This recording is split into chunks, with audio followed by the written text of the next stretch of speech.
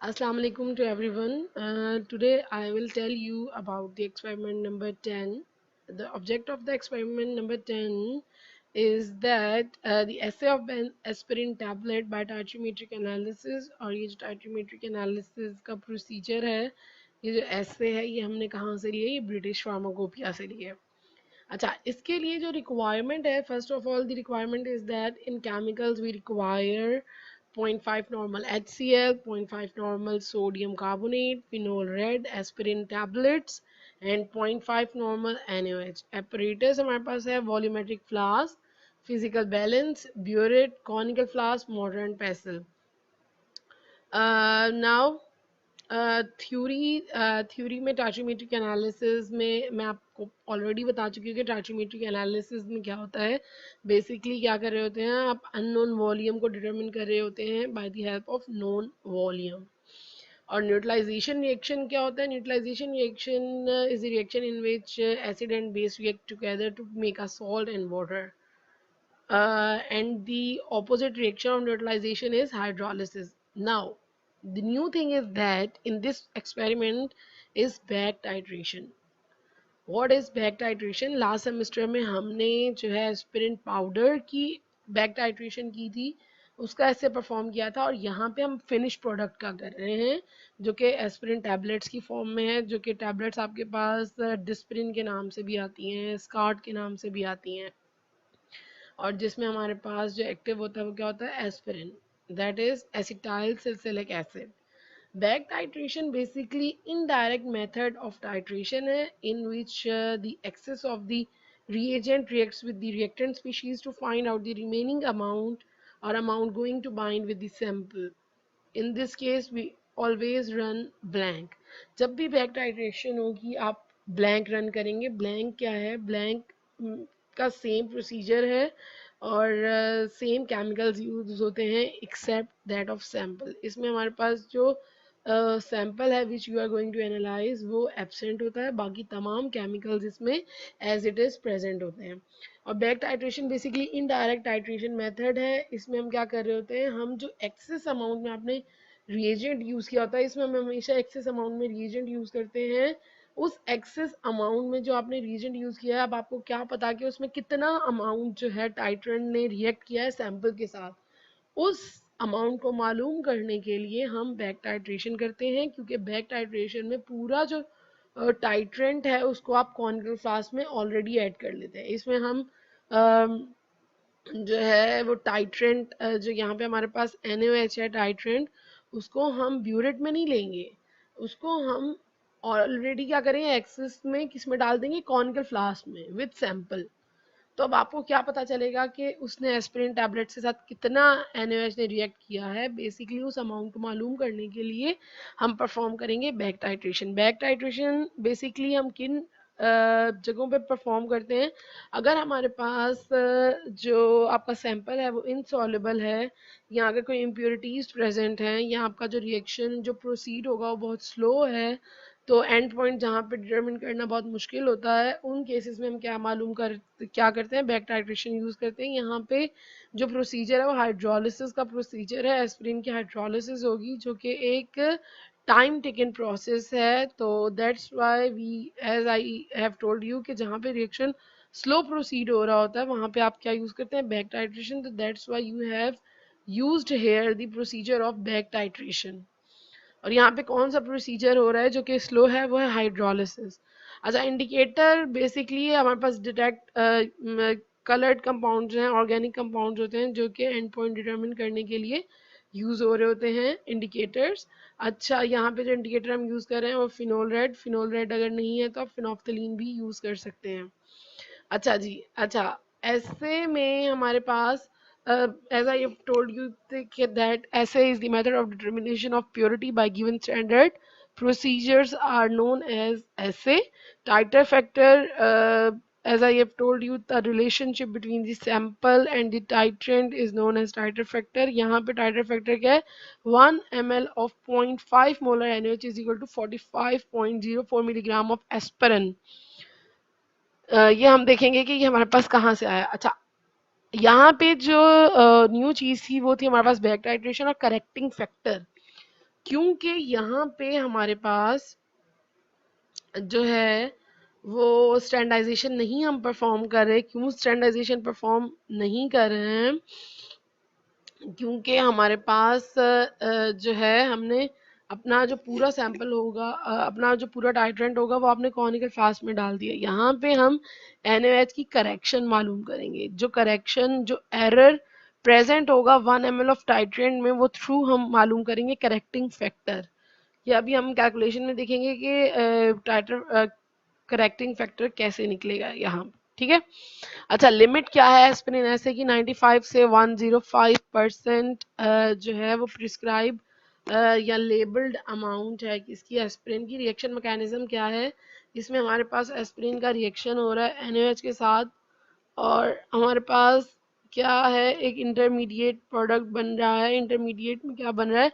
ये ब्रेक हो रहा है बेसिकली।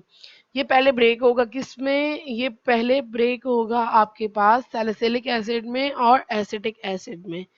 अगर एस्पिरिन में इम्प्योरिटी आती है तो वो जनरली हमारे पास सैलिसिलिक एसिड यहाँ पर एसिटिक एसिड की आती है। अच्छा, ये इंटरमीडिएट प्रोडक्ट बना। अच्छा, अब ये जो इंटरमीडिएट प्रोडक्ट बनेगा ये क्या करेगा? पहले हाइड्रोलिसिस होगी। ये जो बेसिकली यहाँ पे हमारे पास एसिटिक एसिड और सैलिसिलिक एसिड बना है, ये आफ्टर हाइड्रोलिसिस बना है। हाइड्रोलिसिस होने के बाद ये जो सैलिसिलिक एसिड है ये रिएक्ट करेगा किसके साथ? NaOH के साथ। और जब वो इस NaOH के साथ रिएक्ट करेगा तो आपके पास क्या बनेगा? सोडियम सैलिसाइलेट एंड इसके अलावा सोडियम एसीटेट, सोडियम सैलिसाइलेट, और हमारे पास बनेगा सोडियम एसीटेट। और इसके अलावा जो रिलीज होगा वो होगा वाटर रिलीज होगा। अच्छा, यहाँ पे जो बाय मिस्टेकन यहाँ पे NaOH के सिर्फ हमने 1 मोल यूज किया है, यहाँ पे 2 मोल्स ऑफ NaOH रिएक्ट करते हैं हमेशा किसके साथ? एस्पिरिन के साथ। और यहाँ पे जो है इसके बाद हमारे पास आ जाइए प्रोसीजर। प्रोसीजर में हमारे पास सबसे पहले हम निकालेंगे करेक्शन। करेक्शन निकालेंगे HCl वॉल्यूम के लिए। HCl वॉल्यूम के लिए करेक्शन क्यों निकालेंगे? HCl वॉल्यूम के लिए करेक्शन इसलिए निकालेंगे क्योंकि हमारे पास जो एस्पिरिन का रिएक्शन हो गया NaOH के साथ, अब जो एक्सेस अमाउंट में NaOH है उसका आप रिएक्शन करवाएंगे HCl के साथ। यानी कि बैक टाइट्रेशन में हम सेकंड टाइट्रेंट यूज करते हैं जो कि excess amount of first titrant को डिटरमिन करता है कि उसका कितना अमाउंट जो है वो रिएक्ट किया है आपके सैंपल के साथ। वो आपको कैसे पता चलेगा? वो आपको पता चलेगा सेकंड टाइट्रेंट यूज करने पे। और सेकंड टाइट्रेंट यहाँ पे क्या है?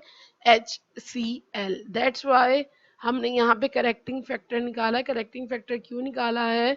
करेक्टिंग फैक्टर इसलिए निकाला है क्योंकि HCl जो है वो भी हमारे पास क्या है? सेकेंडरी एसिड है। ठीक है। तो अब हम यहाँ पे स्टैंडर्डाइजेशन तो कर नहीं रहे, तो हम क्या मालूम कर रहे हैं? हम मालूम कर रहे हैं करेक्शन किसकी? HCl volume, that is hydrochloric acid. सबसे पहले अच्छा करेक्शन आप निकालेंगे कैसे? आपको क्या करना है? आप लेंगे 10 ml ऑफ पॉइंट, आप लेंगे 10 ml of 0.5 normal sodium carbonate लेंगे कॉनिकल फ्लास्क में, ऐड करेंगे methyl orange as a indicator और टाइट्रेट करेंगे किससे? HCl से to correct the volume of HCl। यहाँ पे आपने सोडियम कार्बोनेट यूज करेंगे HCl के against. Sodium carbonate is also a primary base. आपने क्या किया? आपने सोडियम कार्बोनेट के 10 ml लिए आपने किसमें? कॉनिकल फ्लास्क में, और इसका कंसंट्रेशन क्या होना चाहिए? 0.5 नॉर्मल। और आप इसको क्या करेंगे? आप HCl से टाइट्रेट करेंगे और आपके पास क्या निकलेगा? Correction in HCl volume. अभी कैलकुलेशन में देखेंगे कि फॉर्मूला क्या है, और मिथाइल ऑरेंज को हम एज अ इंडिकेटर यूज करेंगे। उसके बाद आप क्या करेंगे? ऐसे परफॉर्म करेंगे एस्पिरिन टैबलेट का, जो कि BP का मेथड है। सबसे पहले आपने क्या करना है? 20 टैबलेट्स उठानी है, उनको वे करना है, उनका पाउडर लेना है। उस पाउडर में से आप इतनी क्वांटिटी उठाएंगे जिसमें 0.5 ग्राम ऑफ एस्पिरिन होना चाहिए। क्योंकि क्यों हम कह रहे हैं कि हमें इतना पाउडर उठाना है जिसमें 0.5 ग्राम ऑफ एस्पिरिन हो? क्योंकि जो 20 टैबलेट्स हैं उनमें आपके पास एक्सीपिएंट्स भी हैं, एक्सीपिएंट्स का भी वेट है।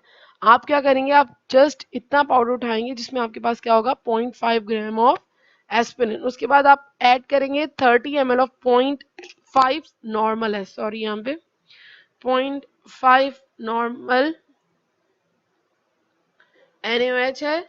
और आप क्या करेंगे, बॉईल करेंगे gently for 10 minute and titrate the excess of alkali with 0.5 normal HCl using phenol red as indicator. Repeat करेंगे प्रोसीजर को, ब्लैंक के लिए भी सेम प्रोसीजर रिपीट होगा। अच्छा, यहाँ पे जो बॉइलिंग की है लास्ट सेमेस्टर में हमने जो एस्पिरिन पाउडर कैसे किया था, तो हमने क्या किया था, उसको 1 आवर के लिए रख दिया था। ये जो 1 आवर के लिए हमने रखा था वहां पे वो न्यूट्रलाइजेशन सॉरी हाइड्रोलिसिस का रिएक्शन था, उसको हमने टाइम दिया था। और यहाँ पे हमने उस रिएक्शन को फास्ट करने की कोशिश की है। फास्ट करने की कैसे कोशिश की है कि हमने यहाँ पे हीट प्रोवाइड की है। उसी हाइड्रोलिसिस के प्रोसीजर को हमने थोड़ा जो है वो फास्टन अप करने की कोशिश की है। किसके थ्रू? टाइम के थ्रू, वहाँ सॉरी टेम्परेचर के थ्रू। वहां पे हमने टाइम दिया था एस्पिरिन पाउडर में हाइड्रोलिसिस के लिए, और यहाँ पे हम क्या कर रहे हैं, हम टेम्परेचर दे रहे हैं। यानी कि आप हाइड्रोलिसिस के लिए टेम्परेचर भी दे सकते हैं और टाइम भी दे सकते हैं in order to complete the hydrolysis reaction in case of aspirin. अच्छा, उसके बाद आप क्या करेंगे, एक्चुअली आप क्या करेंगे, आप दो जो है वो फ्लास्क लेंगे। एक होगा आपके पास फ्लास्क ए जो कि होगा आपके पास ब्लैंक, और फ्लास्क बी होगा आपके पास सैंपल। और ब्लैंक में बस ये होगा कि ब्लैंक में हमारे पास सैंपल नहीं होगा, सैंपल क्या है हमारे पास, aspirin. Now come to the observation and calculation. First of all, you have to calculate for the 0.5 gram of aspirin active, यानी कि आपको कितना एक्टिव कितना पाउडर उठाएंगे आपके जिसमें 0.5 ग्राम ऑफ एस्पिरिन आएगा। अगर हमने 1 टैबलेट का वे जनरली क्या है, 1 टैबलेट में जनरली 0.3 ग्राम ऑफ एस्पिरिन है। 0.3 ग्राम ऑफ एस्पिरिन का मतलब क्या है कि आपके पास 300 मिलीग्राम ऑफ एस्पिरिन है। यहाँ पे हमने जो टैबलेट उठाई है वो हमने डिस्पिरिन की उठाई है जिसमें एक्टिव है हमारे पास 300 मिलीग्राम ऑफ एस्पिरिन। अच्छा, अब 20 टैबलेट्स का वे कितना होगा, हमने यूनिटरी मेथड के थ्रू पता कर लिया। 0.3 डिवाइडेड बाय 1 मल्टीप्लाई बाय 20, तो ये आ जाएगा 6 ग्राम ऑफ एस्पिरिन। यानी कि 20 टैबलेट में जो आपके पास एक्टिव है वो कितना है, 6 ग्राम। एक टैबलेट में 0.3 ग्राम, 20 टैबलेट में हो गया 6 ग्राम। तो 20 टैबलेट में हमारे पास जो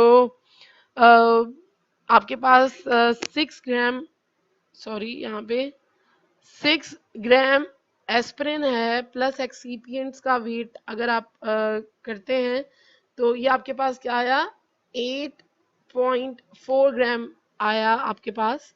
ये हमने वे किया तो हमें पता चला कि हमारे पास जो 20 टैबलेट्स का वे है विद एक्सीपिएंट्स वो कितना आया है, वो आया 8.4 ग्राम ऑफ पाउडर।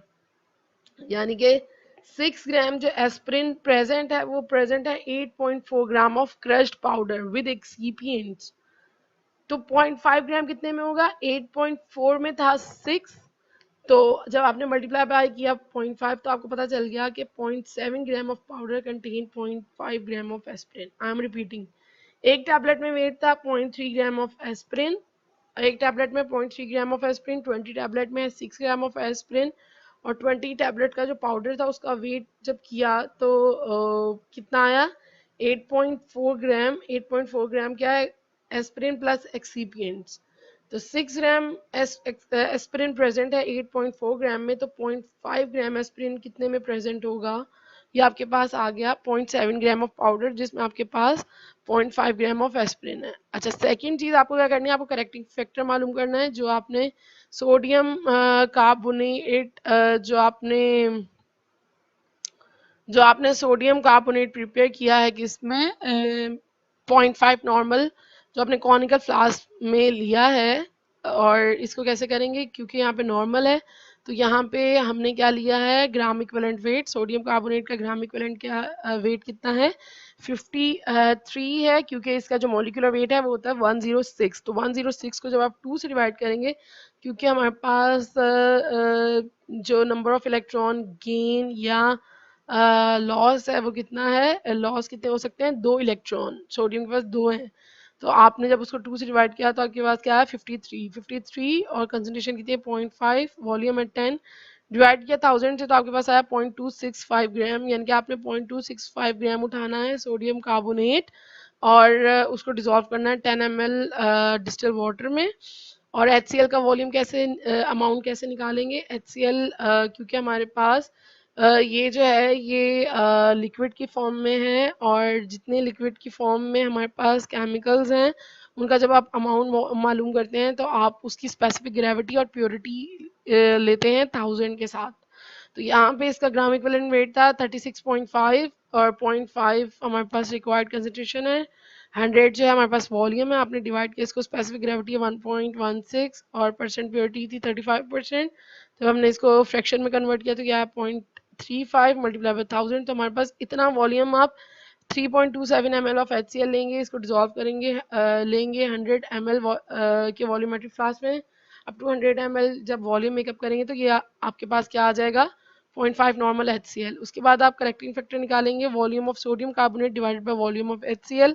तो ये आपके पास एक जो वॉल्यूम आएगा, जो एक नंबर आएगा, ये क्या होगा, ये आपके पास करेक्टिंग फैक्टर होगा। इसका कोई यूनिट नहीं है क्योंकि दोनों का जो है वो ml यूनिट है, तो वो कट जाए, क्रॉस हो जाएगा।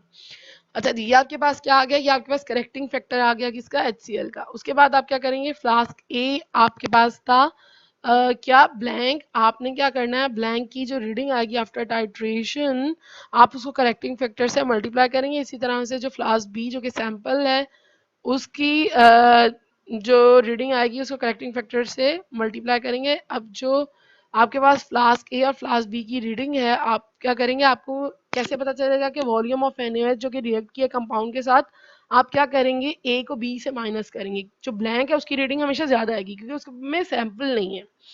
तो आपने क्या किया, ब्लैंक को सैंपल से माइनस किया, तो अब आपके पास जो अमाउंट बचा है वो आपके पास वो अमाउंट है, वो बेसिकली वो वॉल्यूम है जो कि एक्सिस में है, जो कि रिएक्ट करेगा किसके साथ, HCl के साथ।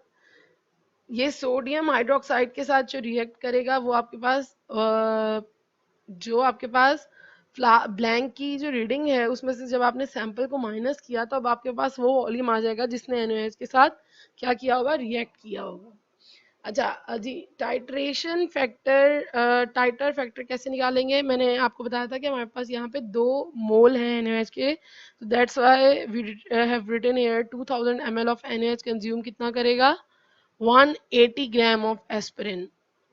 और 1 ml ऑफ NaOH कितना कंज्यूम करेगा, 180 डिवाइडेड बाई 2000 मल्टीप्लाई बाई 1, तो ये आ जाएगा 0.09 ग्राम of aspirin. 1 ml of 1 normal NaOH कितना कंज्यूम करेगा, 0.09 ग्राम ऑफ एस्पिरिन या 90 मिलीग्राम ऑफ एस्पिरिन। और 1 ml ऑफ 0.5 नॉर्मल, ये था 1 ml ऑफ 1 नॉर्मल। अब हमें जो टाइटर फैक्टर में है वो 0.5 नॉर्मल है, तो हमें 0.5 नॉर्मल के लिए चाहिए क्योंकि हमने इस ऐसे में जो यूज़ किया है वो 0.5 नॉर्मल NaOH है। तो आप क्या करेंगे, 0.09 को मल्टीप्लाई करेंगे 0.5 से, तो आपके पास आ जाएगा 45.04 मिलीग्राम ऑफ एस्पिरिन। ये आपके पास आ गया टाइटर फैक्टर। और 1 ml ऑफ 0.5 नॉर्मल NaOH कितने हो जाएगा, ये 45 मिलीग्राम ऑफ एस्पिरिन।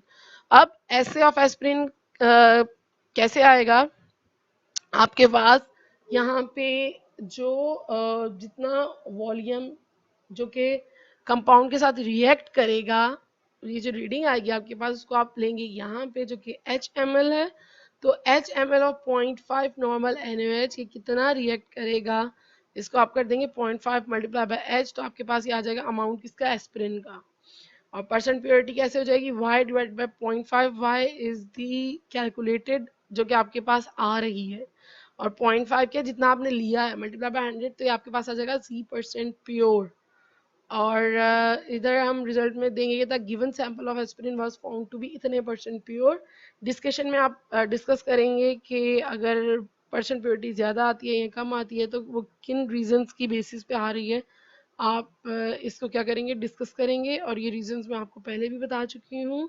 और that's all for that's all about the experiment number 9. If you have any question or any query, you are free to ask anytime. And that's all for today's lecture. And stay blessed. Allah Hafiz.